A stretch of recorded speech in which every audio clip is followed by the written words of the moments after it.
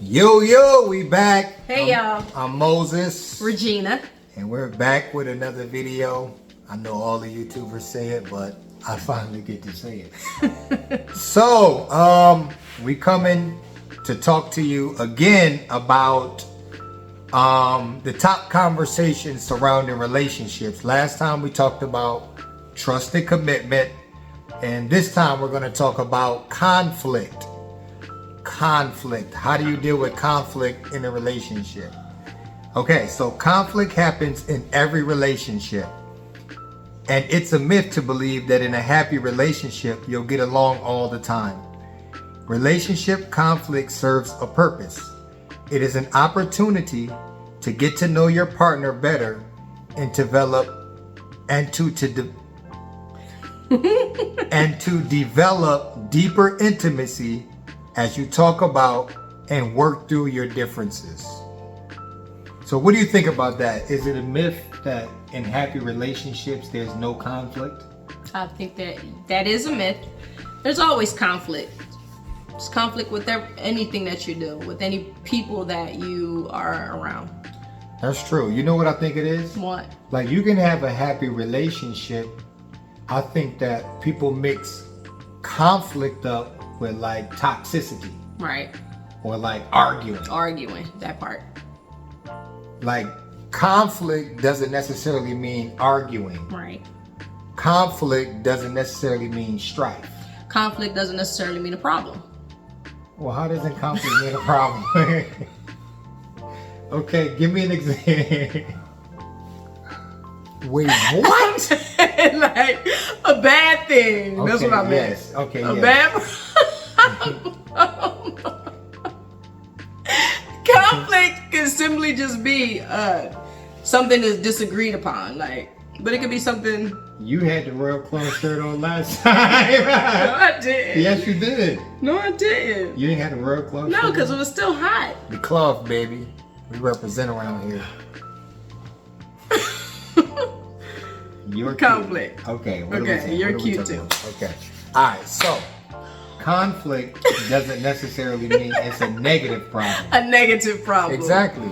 So a conflict can be a challenge, right? Mm-hmm. A conflict can be in opposition. Yeah. Right? A conflict can be a difference of opinion. Yeah. It doesn't necessarily have to be negative. Right? Yeah. That's So what I was trying to think say. I think that's the myth. The myth is that just because you're happy, you won't have challenges, conflicts, oppositions, difference of opinion. But a conflict doesn't have to be toxic, arguing, strife. It doesn't have to be that. Right. You got to know how to talk through conflict. Okay, good. Let's talk about that. Because on your Let's job, start when there. you get paid, you have to learn how to communicate with your supervisors if you have a conflict. You can't go rah at your supervisors, so you talk to them differently. So if you have that same mentality in your relationship, if you automatically come with, I ain't trying to get fired, then you would talk differently when you have a conflict. Yeah. You know what? And it's a thing, like when you're dealing with conflict, right? Whether it's on your job or in a relationship with your children, it's all about the tone. Yeah. What you think? It is all about the tone. Okay, give me an example. Use me as an example. Okay, so typically, if we get into it and we have a conflict, you're usually really good with your tone until I go up way too many octaves. Okay, and then what happens? And then you go up an octave. Okay, what happens when I go over octave? And then I don't like it and I go harder. So who wins? Nobody. Eventually you'll win because you just told me to be quiet. Okay.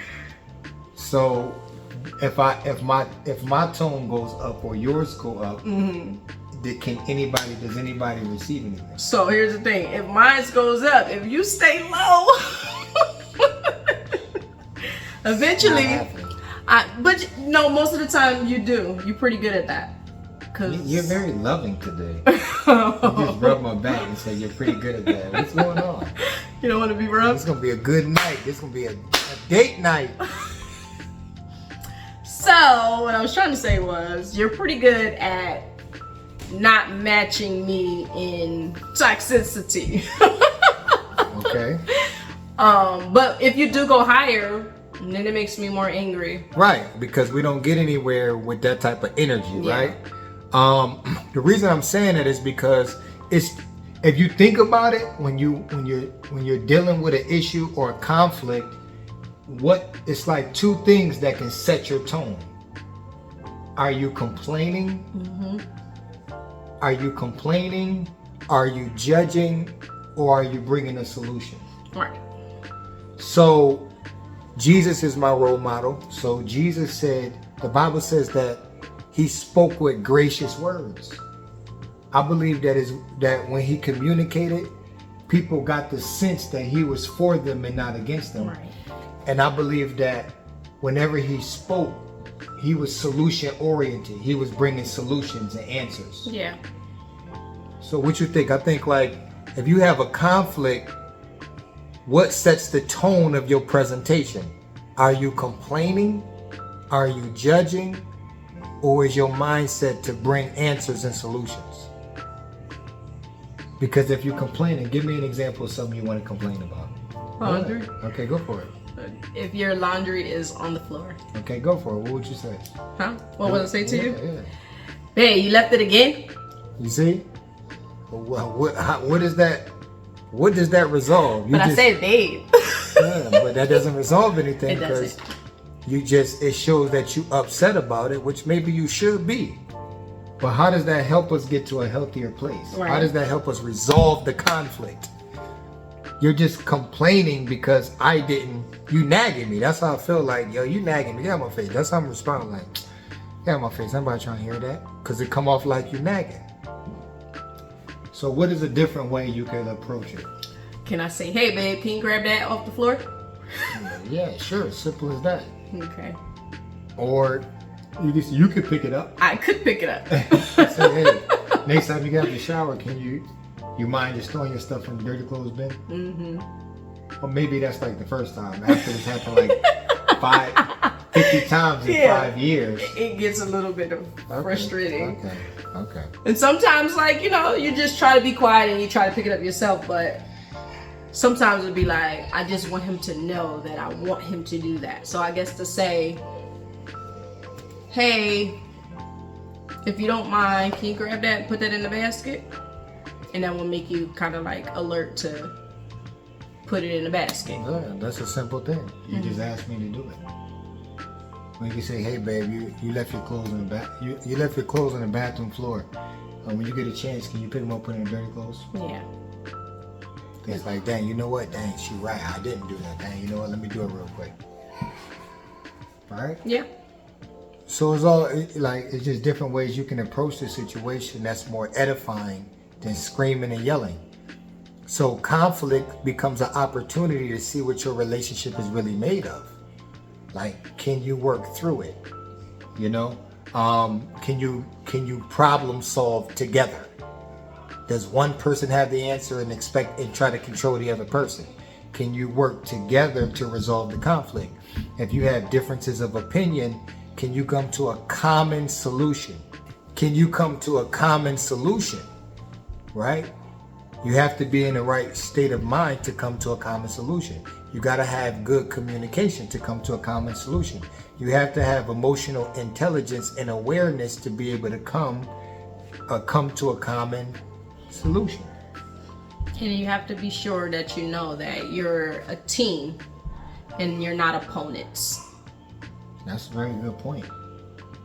Do you feel like we're on the same team or we're opponents? I do feel like we're on the same team. But some instances, I feel like we're opponents. Okay, give us an example. If I asked you 15 times to pick your towel up, well, I'm gonna tell you. I feel like we're opponents sometimes. All right, so if next time you get in my face and be like, "Did you do this?" I'm gonna say, "Did you brush your teeth?" You're supposed to say, "Lay down on the floor," because we got to do that one video that we have to lay down on the floor. If y'all didn't check that video out, check that video out when you get a chance about laying down on the floor. That's a good one. Mm-hmm. Okay, anything else? I mean, for the most part, I don't. Oh, you know, I got something. I'm Okay. sorry. Go ahead, finish your thought. I don't know. I was gonna say I don't feel like that we're opponents. But what you have? Yeah, I was gonna say that was a good thought. I was gonna say, I think conflict is good for a relationship because your relationship is really the bond that's forged in a fire. Right? That's what your relationship is. It's the bond. And when the bond is tested, you can tell how strong the bond is, and then it gets forged to be even stronger through the fire.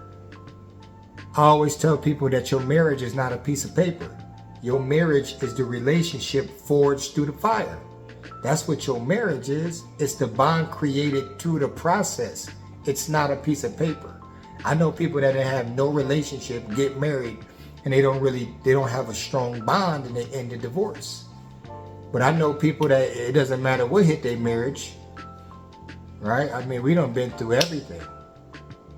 And we still thugging, we still going. Because the bond is forged so tight that it's like, it's nothing that can separate us from the love. The other thing that I would think is a good point is, and we're gonna do a video on this. Okay. Like when you do communicate, and this is what I used to tell you a long time ago, and we do it now more. We do it more now. Sorry. Okay. I can't talk here. Don't use words that accuse or point the finger. Yeah. You didn't do this. You can say, hey, we got to make sure. I do that all the time. I'll be like, hey, babe, we got to make sure that, we put the laundry in on time. I put the laundry in on time. She didn't put the laundry in on time. Or vice versa, but I still use language that shows that we're a team. Hey, babe, we got to make sure we put the laundry together. We got to make sure we're making sure the kids is doing their schoolwork. We have to make sure that the kids is taking a good shower. She probably didn't make sure, but the point is we use language that's not accusative. Yeah. Like because we're a team. We're in it together. Whether she dropped the ball or I dropped the ball, we still got to be on the same page concerning this particular thing. I didn't do the dishes. She want me to do the dishes. I forgot. Hey babe, just remember we got to make sure we do the dishes before we go to bed. I know sometimes we tired, but we got to make sure we be on point with doing the dishes. That sound a lot different than you didn't do the dishes like that, because all that do is trigger a defense, and you be like, man, you don't get out my face. I'm a grown man. Stop talking to me like that. I'm a grown woman. Don't talk to me like that. That's what it triggers. Yeah. But if you use language like, hey, we got to make sure, I know you probably was tired last night, but we got to make sure we do the dishes at night so that it makes it easier in the morning. And then it's like, you know what? Okay, you're right. We got to do it. So conflict, very important in relationships. You're going to come across these things. You're going to have differences of opinion. You're going to have obstacles. You're going to have trials and tribulations. But having good communication through it all, it really shows what your relationship is made of. So you want to make sure that you're careful of your tone, ladies. I gotta talk to y'all because I know what my struggles are. Let's get closer. What is it? You have to be careful of your tone. It's very important. Okay. fellas, next time she act up, just play this video. You ain't even gotta, don't send it to her. Listen, don't send it to her. Don't send it to her. This is what you do. Next time she act up and her tone is crazy, just turn on the TV and act like it just happened to go on this YouTube by accident. Do it strategic. Wait till she's not looking and just let it play. And turn the volume up. Go ahead, say it one more time so they can hear it. Be careful of your tone, ladies. Okay, what type of tone should they have? You still want to have a nice and loving and gracious tone. I'm telling you, fellas, like, next time she act up, listen, next time she act up, y'all, I'm going to play this YouTube in the background. In Jesus' name. And I wasn't finished. All right, go ahead, baby. And tone and to be solution minded when you're dealing with conflict. So you should, especially if you come in with the conflict, like you're the one with the problem, you should have thought it through enough that you have some type of solution that you could offer. And then between the two of you, you guys will figure out what's the best solution for your partnership. That's a fact. Now, you got anything? Because it's 15 minutes. That's it. Peace, y'all. Catch you on the next one.